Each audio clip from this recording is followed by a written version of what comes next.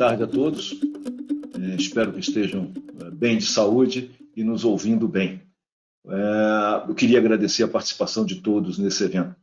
A gente, na ABEX, tem uma preocupação muito grande em manter nossos associados informados de todos os temas, e a gente está iniciando hoje, a pedido da diretoria, um novo modelo de discussão dentro da ABEX. A gente tem feito, ao longo dessa pandemia, muitas reuniões dos nossos comitês por videoconferência, e hoje nós estamos fazendo um primeiro encontro aberto para todos os nossos associados de forma virtual. E o primeiro assunto que a gente está inaugurando essa forma de fazer, que a gente gostaria até de continuar semanalmente com eventos desses, o primeiro assunto escolhido foi o Open Banking. E a gente tem aqui hoje nos ajudando a conversar com vocês, e a quem já agradeço a participação, o Bruno Baldutini, que é advogado e sócio do escritório Pinheiro Neto. Obrigado, Bruno, por nos dar esse tempo. Eu queria agradecer também ao Raul, que está nos ouvindo, mas está com um probleminha, já vai entrar com a imagem também, Raul Moreira, que é diretor executivo do Banco Original e também diretor estatutário da ABEX, né? Eu queria dizer para vocês, em primeiro lugar, que todas as informações disponíveis na ABEX sobre Open Bank, seja de atas de comitês do Comitê Interno da ABEX, ou seja do Comitê do Banco Central de Governança, estão disponíveis na parte reservada do nosso site para acesso exclusivo pelos nossos associados, né? Bom, e como eu disse, a gente gostaria de fazer uma série de eventos como esse de hoje, reuniões virtuais abertas para todos os associados. Nós vamos colocar aqui na tela algumas opções para que vocês vejam se esses temas que nós estamos colocando na tela se vocês têm interesse em participar de algum evento virtual sobre eles, para que a gente possa nos organizar. O Bruno o Bruno Rossi deve estar colocando, aí já está os temas, e se tiver algum outro tema que não seja nenhum desses, basta vocês fazerem, no lugar onde podem fazer as perguntas, se vocês digitarem novos temas ali, a gente vai fazer o apanhado, o levantamento, e vamos nos organizar para discutir, por meio desse canal, todos os temas que vocês entenderem relevantes para a indústria, para que a gente possa se aperfeiçoar e avançar nas discussões do setor. Bom, eu acho que vocês já tiveram um tempinho aí para ver os temas e votar. Vamos votar. A estrutura que a gente está imaginando é uma estrutura simples, o mais informal possível. Eu vou falar um pouquinho, sempre procurar falar menos, depois vou passar a palavra para o Bruno e, na sequência, o Raul. A gente faz algo inicial e depois abre para as perguntas dos senhores, que vocês podem ir fazendo ao longo de todo o evento. Eu vou começar de uma forma muito rápida, já aproveitando que estou com a palavra, e falar um bocadinho com vocês sobre a governança do Open Banking no Brasil. O Banco Central soltou uma portaria no início de março, a portaria 107/101, em que ela estabeleceu as premissas, o esqueleto de como será o Open Banking no Brasil, a governança desse Open Banking no Brasil. Ela convidou 6 associações para montar um grupo de trabalho para discutir essas regras preliminares de governança. Essas seis associações, ela dividiu 3 representantes vamos chamar de instituições financeiras, e 3 associações representativas de prestadores de serviço de pagamento. As 3 que ele indicou, o Banco Central escolheu para participar disso, representando, vamos chamar, instituições financeiras, foi a FEBRABAN, a BBC e a BCD. As 3 entidades escolhidas para representar serviços de pagamentos foram a ABEX, né, a BFintech e um consórcio, a palavra não é bem essa, um consórcio entre Câmaranet, Abranet e Abipag. Então, essas 6 associações, esses 6 grupos, né, são mais associações, coordenados pelo Banco Central, a gente passou por inúmeras discussões, 5 reuniões. As datas dessas 5 reuniões estão também na parte reservada do site da ABEX, à disposição dos senhores, e a última reunião foi dia 22 de maio. Discutiram-se uma série de pontos, todos esses pontos com base em premissas definidas pelo Banco Central, não poderíamos fugir de algumas dessas premissas, e basicamente a estrutura futura de governança do Open Bank, ela vai estar estruturada em 3 níveis. Um nível estratégico, que é um conselho deliberativo, eu já falo com vocês rapidamente como é, um nível administrativo, que fará toda a parte de secretariado dessa governança, e um nível técnico, que terão tantos grupos técnicos quanto forem necessários. Vamos lá, nos grupos técnicos está aberta a participação de todas as empresas que atuam no segmento, em função da natureza dos assuntos. Serão todos convidados pelo Conselho Deliberativo, que é o nível estratégico da governança do Open Bank. Para a governança do Open Bank, só estarão representadas as empresas que o Banco Central autoriza. Então, ele autoriza IPs e IFs, ele não autoriza sub nem marketplace, ele não autoriza instituidores de arranjo. Então, estarão representadas no board, no Conselho Deliberativo, as instituições, através de suas associações, mas essas instituições que sejam reguladas pelo Banco Central. Então, teremos IFs e IPs autorizados. O Banco Central estruturou 6 grupos para serem representados. 3 da área financeira, então, conglomerados S1, S2, conglomerados S3 a S4, né? E demais instituições conglomerados, exceto sociedade de empréstimo, que isso está em outro segmento.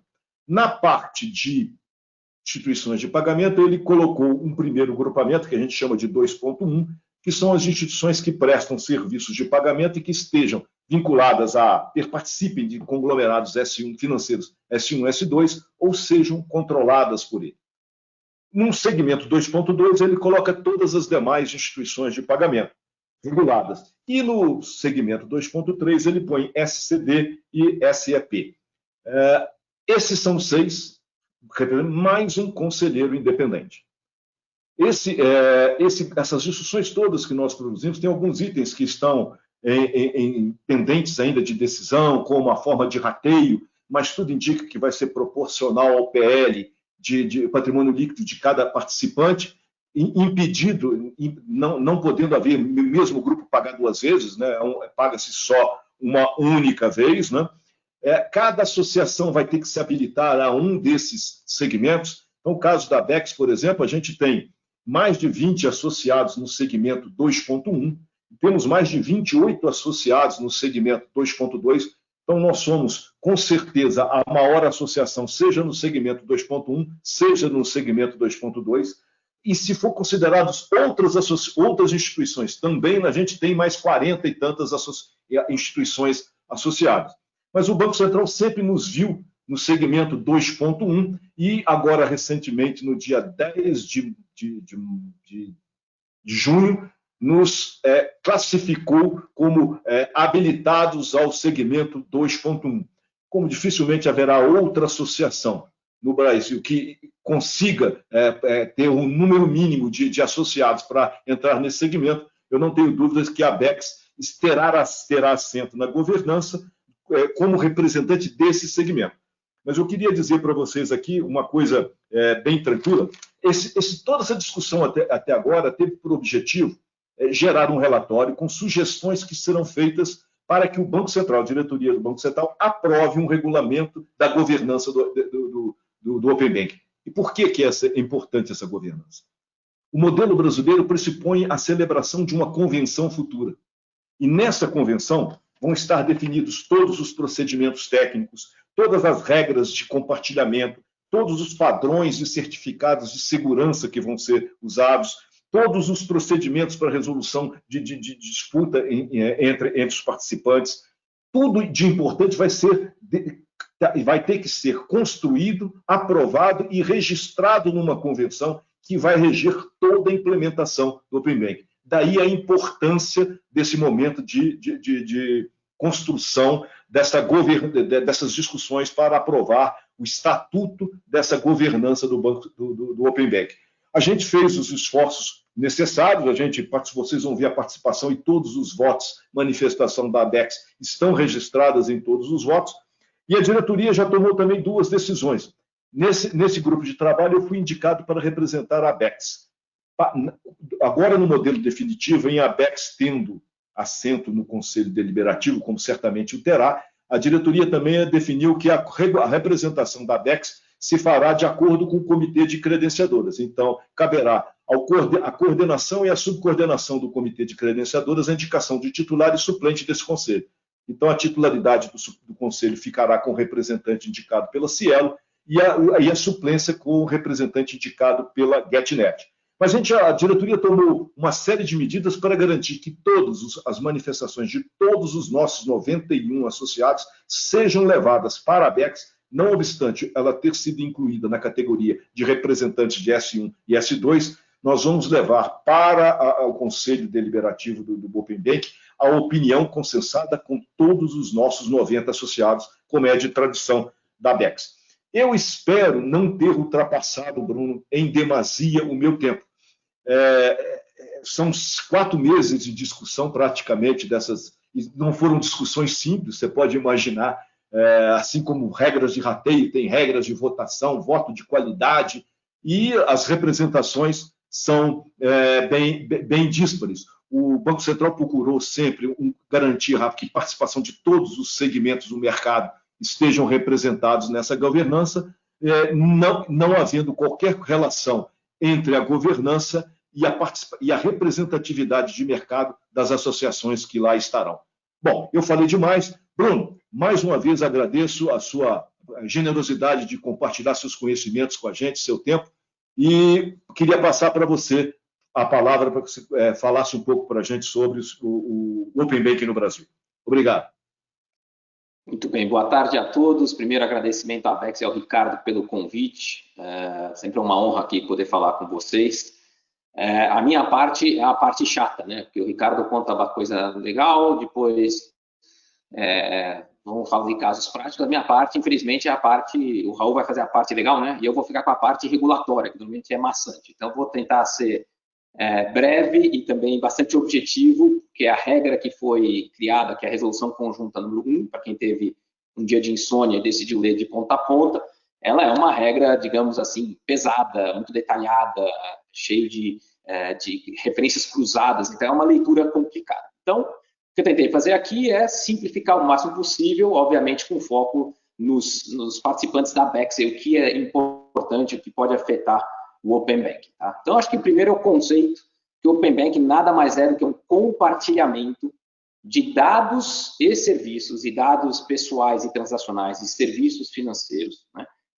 Por meio de abertura de uma integração de sistemas, então, para o API da vida, enfim, vai ter um sistema próprio, em que instituições financeiras, instituições de pagamento e demais instituições autorizadas a funcionar pelo Banco Central participam.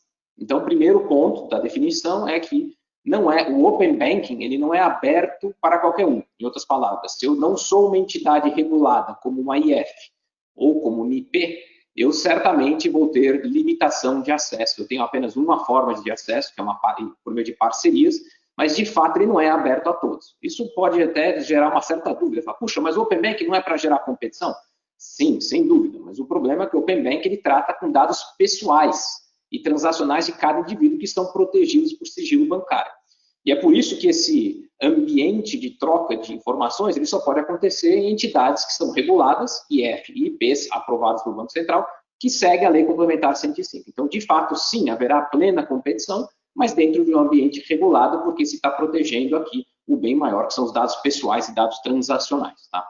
E qual que é o objetivo do Open Banking? Bom, primeiro é incentivar a inovação, é fazer com que essa troca de informações permita que novas tecnologias surjam, comparações, preços, e assim se cria um ambiente que vai gerar mais concorrência, que é o segundo princípio. A outra coisa natural é o aumento de eficiência do sistema financeiro e sistema de pagamento. Se eu consigo acessar uma informação e na mesma hora oferecer um produto de crédito, um produto de cartão mais barato, mais rápido, obviamente eu vou ganhar eficiência no sistema. E por fim, acho que está dentro do BC hashtag, né, que é promover a cidadania financeira. Mais informação, mais conhecimento, mais liberdade de escolha e, portanto, uma pessoa que tem mais informação, uma pessoa mais culta do ponto de vista financeiro. E aí, obviamente, tem sempre os princípios que vão nortear o Open Banking. Então, o primeiro deles é ética e responsabilidade e transparência. Então, com o Open Banking, você vai ser obrigado a ter um nível de transparência que hoje, por uma questão natural, não existe. Você vai ter um foco muito grande em segurança e privacidade de dados e informações compartilhados. Então, aqui é aquele conceito que já havia sido testado no passado e que agora o Open Banking deixa claro que é o dono daquela informação que está no banco A, que está naquela emissora de cartão de crédito ou na credenciadora, ela pertence àquela entidade, àquela pessoa. E se ela, uma vez, dá o consentimento de dividir, ok, então essa informação pode ser dividida. Isso não quer dizer que não pode existir uma falha, um vazamento de informação. Vazamento de informação gera, sim, responsabilidade para os participantes do Open Banking, que continua valendo a Lei Complementar 105 do sigilo bancário. Então, nada muda, simplesmente o fato de que o dono da informação faz o que bem entender com ela, e se ele decide concordar em permitir que aquela informação flua de um lado para outro dentro desse ambiente fechado, não há problema, isso que funciona. E outra coisa que existe também é o tratamento não discriminatório, que é um princípio importante, que é justamente não pode haver um desequilíbrio nesse tratamento entre os participantes. Todos terão acesso às mesmas informações, todos terão acesso ao mesmo tratamento e, portanto, todos deveriam competir de forma igual, valendo de fato a diferenciação na qualidade, no user experience e no preço. É isso que vai ser importante. Um outro princípio que é fundamental é a reciprocidade, né? Muito se fala, puxa, mas que injusto o Open Banking, porque só os grandes bancos vão ter que abrir seus dados. Não é verdade. Uma vez que um banco abre seus dados para por exemplo, uma financeira que está no segmento S3 ou S4, esta financeira passa, sim, a ser obrigada a também abrir os seus dados para a concorrência para os outros bancos e as outras entidades que participam do Open Banking. Então, existe o princípio da reciprocidade. E, por fim, é um princípio muito conhecido que o Ricardo fala muito e que o Banco Central aqui já deixou por escrito, que é a interoperabilidade, que é justamente permitir que os vários produtos, serviços e instituições possam interoperar na oferta desses produtos e serviços. Então, aqui aquele conceito que foi ensinado pelo Ricardo no mundo do cartão de crédito, agora ele virou um princípio específico no Open Banking, né?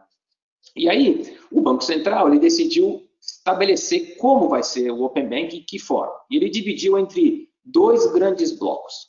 O primeiro é compartilhamento de dados e o segundo é compartilhamento de serviços. Tá? Com relação a dados, o Banco Central estabeleceu um cronograma, mas basicamente o que ele está dizendo é o seguinte: num primeiro momento, todas as IFs e todas as IPs que são aprovadas, elas vão ter que disponibilizar para o público em geral, e não é só para o ambiente, então aqui é de fato aberto ao público, quais são as suas dependências. Então, no caso de uma IP, não faz muito sentido, mas pense num banco que tem agências, esse tipo de coisa, então dependências, os correspondentes que usam no país, os canais eletrônicos que usam, todos, e as demais canais disponíveis para atendimento ao público. Então, todos os participantes são obrigados a divulgar essas informações para o público. Não é um ambiente fechado, obviamente seguindo, como diz o Ricardo, a convenção que vai estabelecer forma e detalhes, mas de fato consta isso. Num segundo momento, ainda esses participantes eles têm que informar os produtos que oferecem. E aqui o Banco Central lista os produtos e aí mostra um pouco aonde os participantes aqui da BEX. Então, primeiro, contas de depósito à vista, típica situação para bancos comerciais, conta de depósito de poupança, e aí começa a entrar no mundo da BEX. Conta de pagamento pré-paga, conta de pagamento pós-paga. Então, aqui claramente ele está se referindo aos emissores de instrumento pós-pago, os emissores de instrumento pré-pagos, que entrarem. Aí entra operações de crédito, e aí vale lembrar que numa operação de cartão de crédito típica, além da operação típica de pagamento em 30 dias, você tem o financiamento, que é uma forma de operação de crédito, que também entraria aqui. Então, aqui a gente está falando de qualquer operação de crédito oferecida. Operações de câmbio, serviço de credenciamento, então aqui as credenciadoras entram na lista também do Banco Central, então tem que ser divulgado quais são os produtos que oferece. Contas de depósito a prazo ou qualquer forma de investimento, então aqui é bem amplo, então não é só um CDB que é oferecido como instituição financeira, é qualquer forma de investimento, seguros e previdência complementar aberta. Tá? Então esses são o rol de produtos e claramente os itens de instrumento de pagamento pré e pós-pago e credenciamento são, obviamente, direcionados para os participantes da BEX. Assumido que na BEX também há instituições financeiras, então eles têm todo o pacote mais completo, mas também aquele independente que só oferece uma desses itens entra aqui.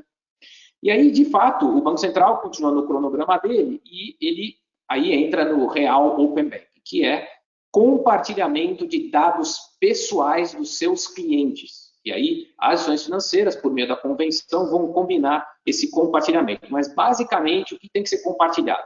A identificação do cliente, a sua qualificação e outras informações cadastrais que existam em cada um dos participantes. E eles têm que ser as informações que cada participante tem, que desenvolveu, criou com o passar do tempo, que ele buscou desse cliente, e tem também que passar os dados que foram obtidos por meio de consulta a bancos de dados. Então, não basta só os dados do cliente, mas sim os dados que ele obteve de fontes terceiras e que fazem parte do pacote de dados do cliente. E uma informação de quando foram obtidos. Então, a data que foram obtidos e qual é a última informação. Então, você tem que deixar o dado mais atualizado disponível para os outros concorrentes. E, obviamente, seguindo a LGPD, isso não inclui dados sensíveis da pessoa. Esses dados médicos, cor, raça, esse tipo de coisa, são dados sensíveis, esses não são compartilhados. As notas de crédito que são dadas, né? Então, a fórmula da Coca-Cola.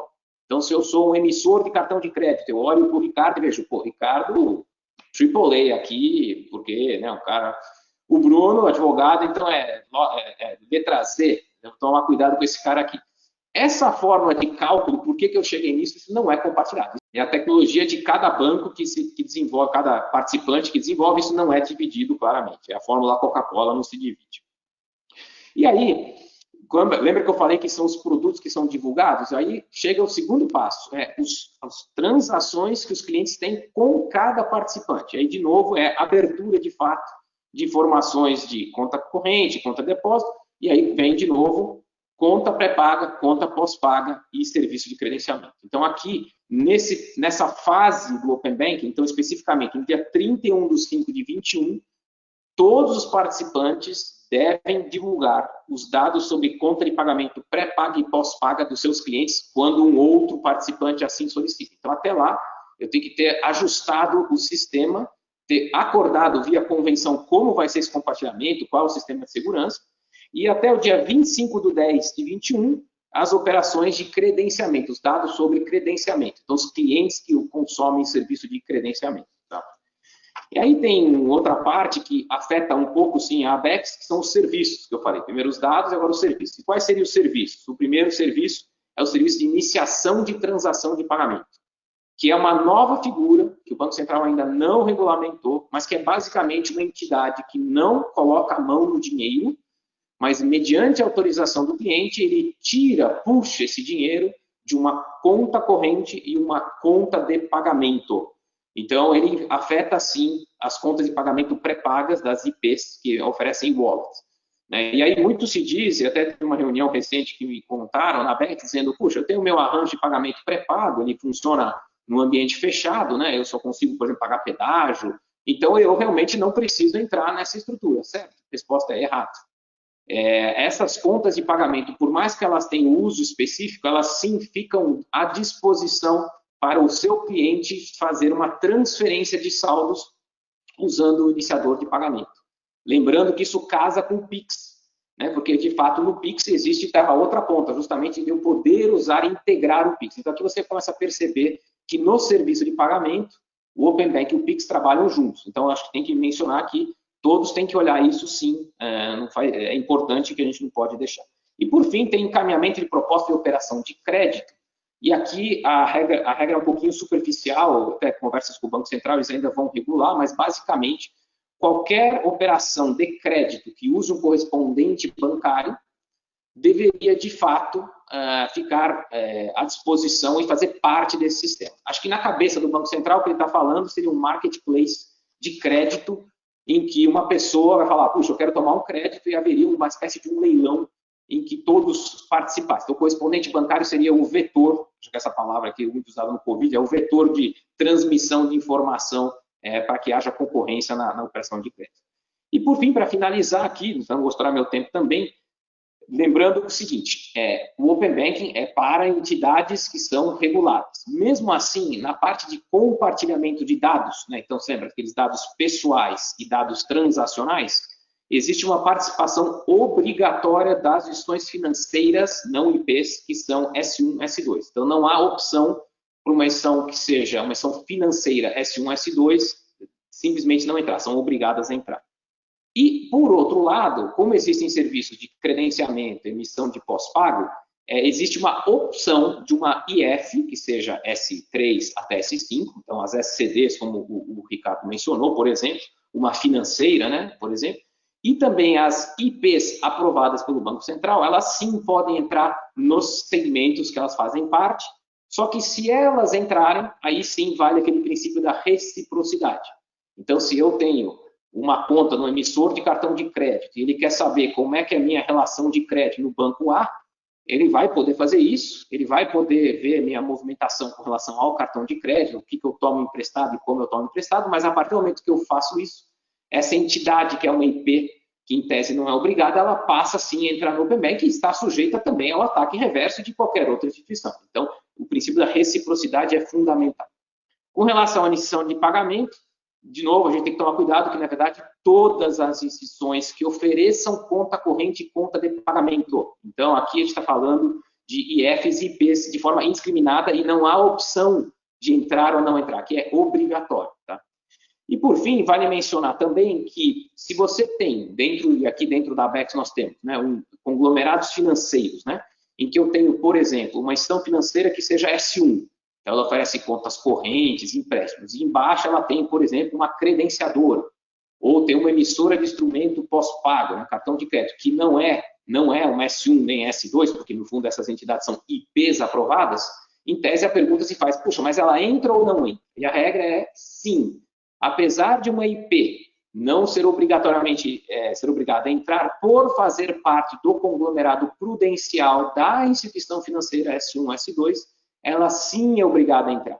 Então, o que tem que ser feito aqui é olhar especificamente cada caso, verificar quais dessas entidades fazem parte dos conglomerados prudenciais.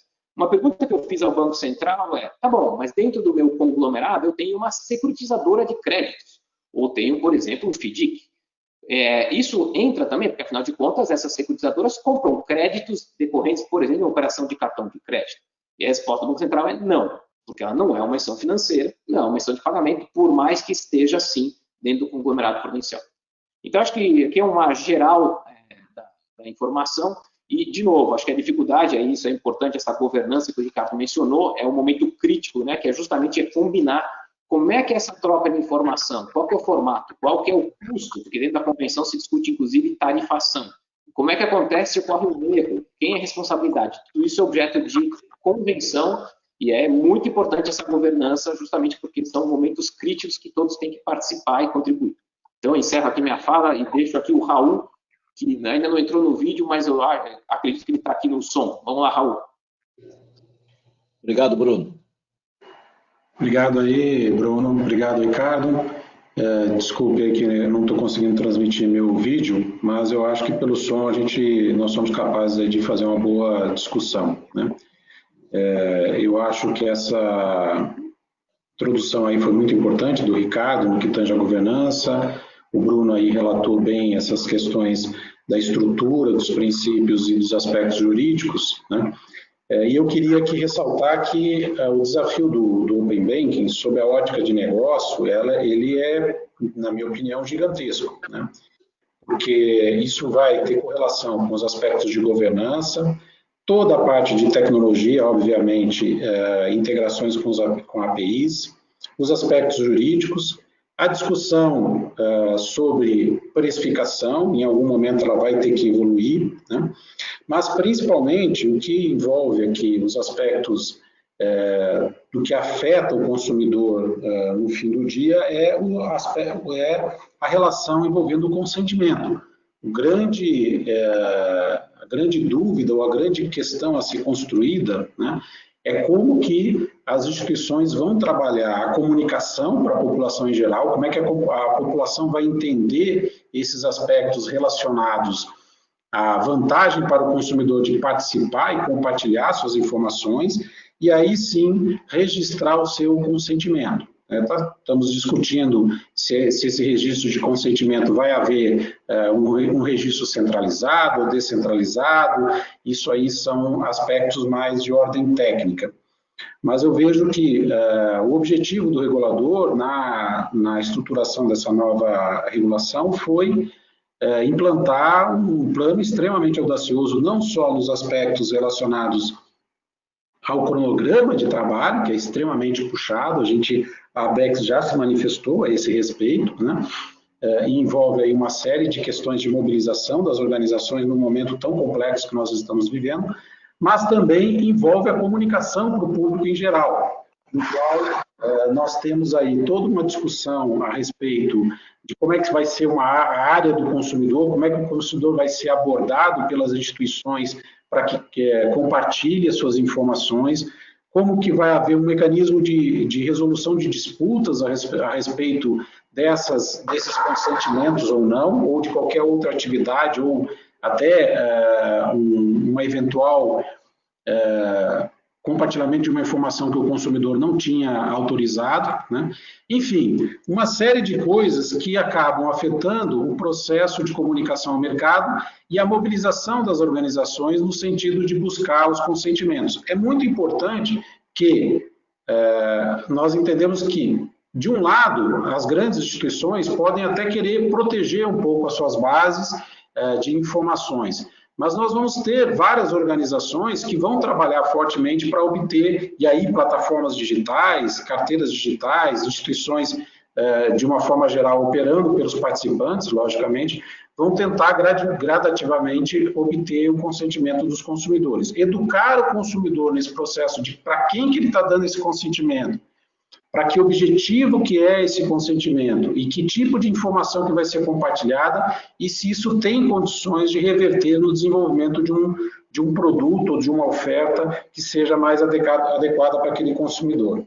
Dentro do princípio da competição entre as instituições e do processo de desenvolvimento de novos produtos e serviços. Eu vejo, sim, que as empresas de cartões com o Open Banking tem condições de pensar e desenvolver, e modelar e inovar novos produtos e serviços, implementar novas formas de oferecer os seus produtos, sejam eles digitais ou até produtos, cartões mais tradicionais, mas se trabalhar todo esse processo de comunicação ao consumidor, de entendimento da sociedade das vantagens disso aí, da segurança por trás desse processo de consentimento, eu acho que vai ser um dos pontos fundamentais, apenas para complementar um pouco todos esses desafios que foram colocados pelo Ricardo e pelo Bruno, né? Essa relação entre o Open Banking e o Pix é evidente, de que isso aí vai acabar ocorrendo de alguma maneira. Logicamente que, por enquanto, como o Bruno colocou, nós vamos, como emissores, compartilhar uma série de informações relacionadas aos produtos mais tradicionais, as contas de pagamentos pré-pagas ou as contas de pagamentos pós-pagas, mas a partir daí, com a correlação com o Pix, na parte de iniciação de pagamentos, eu vejo que vão surgir novas formas de competição e novos produtos. E aí que vem a atenção que a gente tem que dar na relação, na comunicação com o consumidor. Eu vejo isso aí como um dos grandes desafios aí pela frente e que eu registro aqui para a gente bater um papo a respeito disso aí e juntos, na indústria de cartões, desenvolvermos estratégias que permitam inovarmos cada vez mais, que permita o consumidor centralizar cada vez mais o seu consumo em produtos tradicionais de cartões e trabalharmos fortemente de forma integrada, de forma estruturada, como que nós vamos comunicar os nossos portadores e como nós vamos trabalhar todo esse processo de consentimento. Ricardo, essa seria a minha atenção especial aí que eu colocaria aí para todos os participantes aí. Ok. Obrigado, Raul.